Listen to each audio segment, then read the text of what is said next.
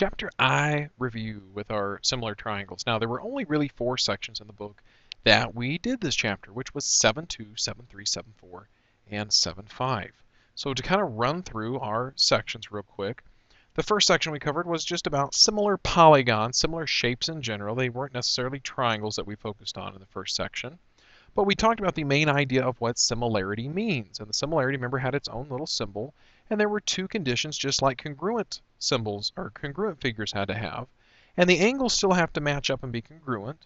But the sides, instead of being equal, have to be proportional, which just meant that their sides, their corresponding matching sides, had to have equal ratios. Similarity statements was kind of like having something like this. Since this thing has 5 letters in it and this has 5 letters, then I know these 2 shapes must be pentagons. So these 2 pentagons are similar to each other. Some of you have asked about similarity ratios. What does that mean? What is a similarity ratio? It just really means whatever these equal ratios are.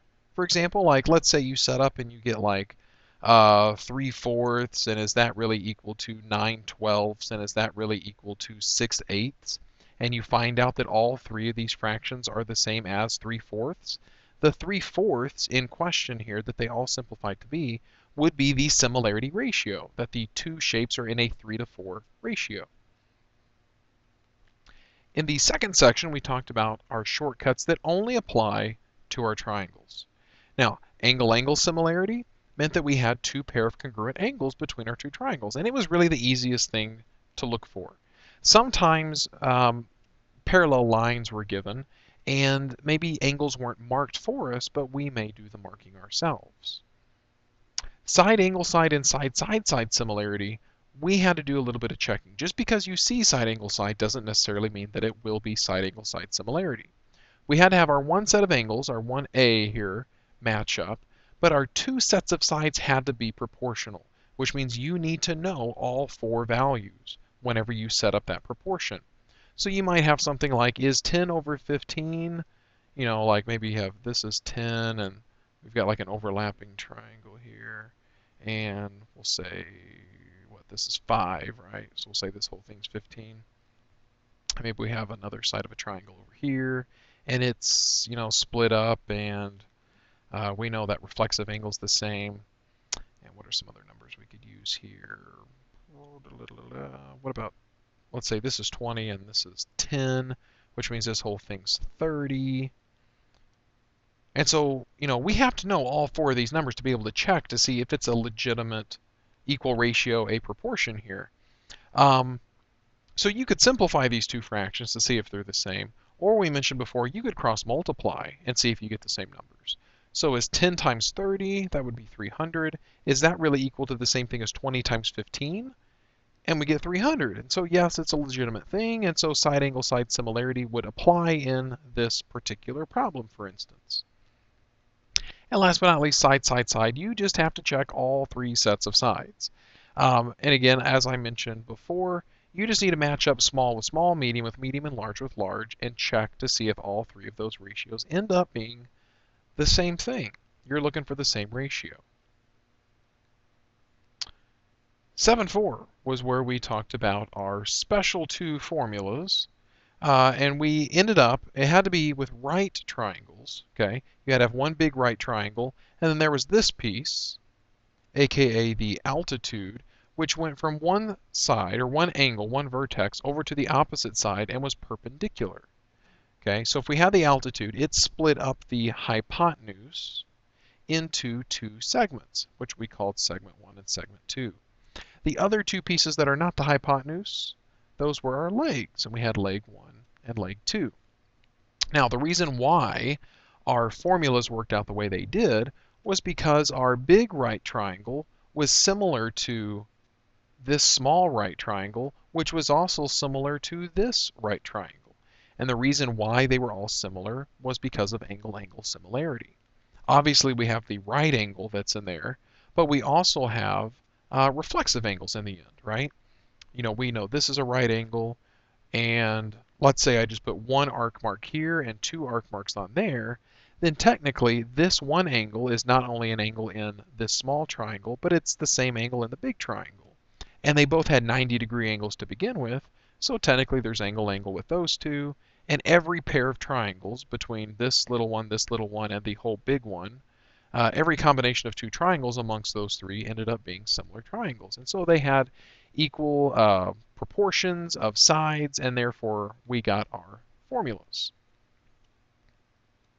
And our two formulas, again, were altitude squared equals segment 1 times segment 2, and leg squared equaled the adjacent segment to that particular leg times the whole hypotenuse.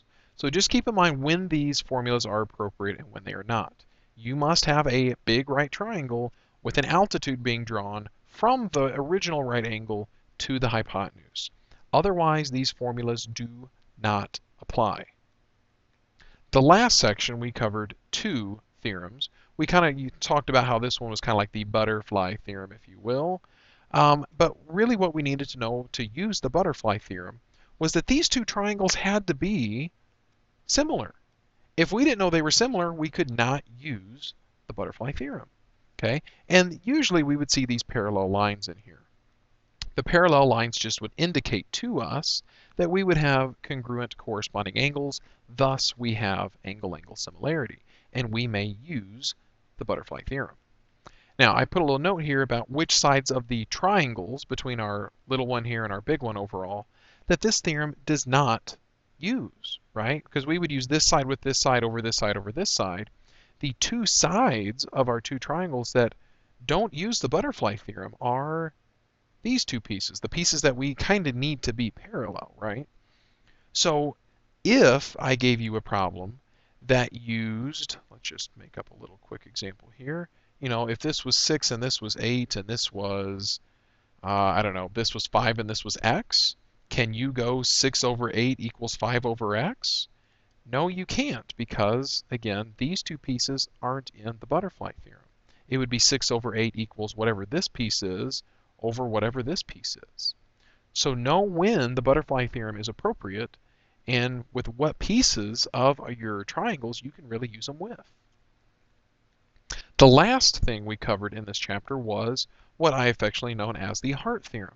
So again, you need to know when to use the Heart Theorem, and that is if we just have a triangle in general, it doesn't have to be any kind of special triangle, but if one of its angles gets bisected, then we said that these two sides set up as a ratio are proportional to these two sides set up as a ratio.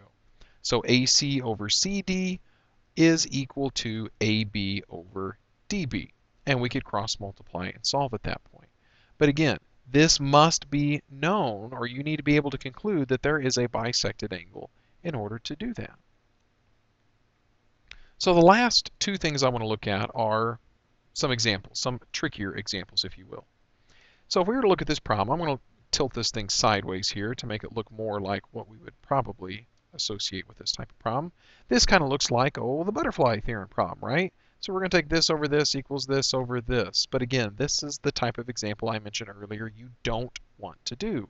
We are already told that the triangles are similar, so we really don't need to know those are parallel.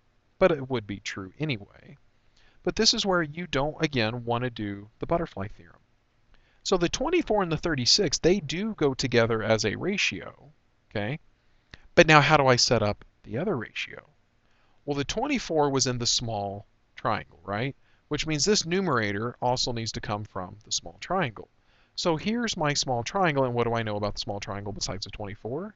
I know the x plus 15. Now, the 36 down here dealt with the big triangle, right? It was the whole bottom side of the big triangle.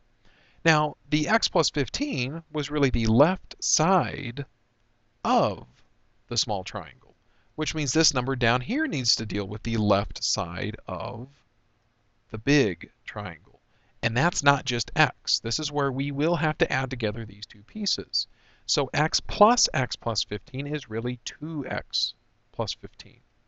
And then from here, you can cross multiply and finish the problem out.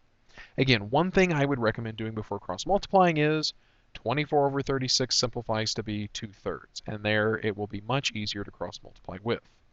One other side note, can you just cancel out these x's? No, there is junk in both the numerator and denominator. Can you cancel out those 15s? Same answer as the x's, no, there is junk, you may not do it. From this point, cross multiply and solve. The last scenario here is two problems that almost look exactly the same, but they are really not. Okay, so the question I ask is, aren't these the same problem? And they're not. You need to think about what would you do in this problem versus what would you do in this problem. Okay, the thing that you would probably notice, hopefully first, is in this problem, we have a bisected angle. And what theorem would we use in bisected angles like this? We would use the Heart Theorem. Okay, so we could go 15 over x is equal to, going this way now, 8 over, but not 17.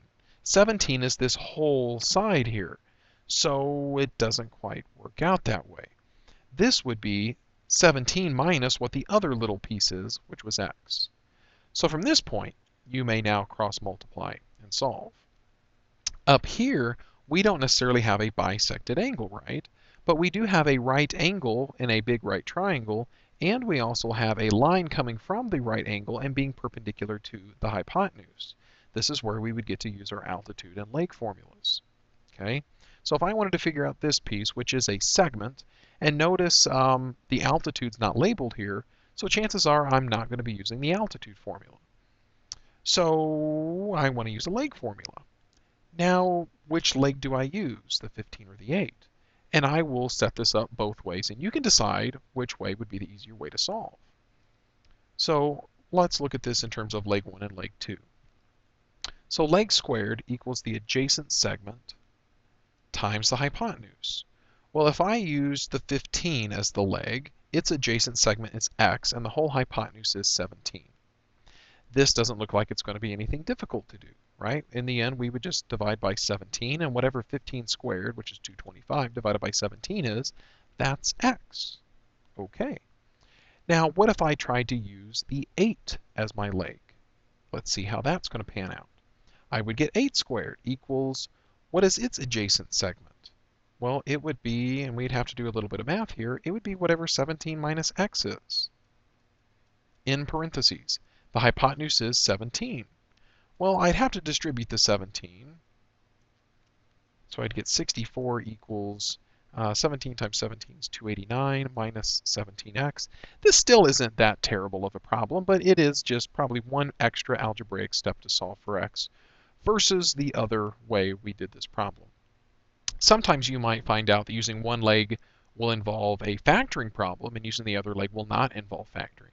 So I would always explore your options with the leg formula, since technically there are two legs. If you could use it either way, one way might be easier than the other. So I would consider setting up both equations and then you deciding which one you would rather solve. Do you have to erase the one that you didn't solve with? No, I would still leave it because you're not, presenting any incorrect information out of it. So that is the low down and dirty on the review for this chapter. Just make sure you know when to use your appropriate formulas, your altitude and leg formulas, what type of triangles must you have, when to use the Heart Theorem, what type of situation must you have, to use the butterfly theorem, if you will, what must be true before you can set up, because, right, if you want to set up a proportion and cross multiply and solve, you need to know that your triangles are similar to do that. We talked about that, we talked about that, we talked about that. Oh, wrong way. And your three shortcuts that will allow you to prove that triangles are similar, when to appropriately use those, and it would be beneficial to know the definition of similar. What does that mean? What are the two conditions that must be met, and how you check those? Really, the only one you have to check really is the sides being proportional. Are the ratios equal? And that's about it for Chapter I. So it will be a 10-question test that'll cover all of these various topics. And that is all. Good luck.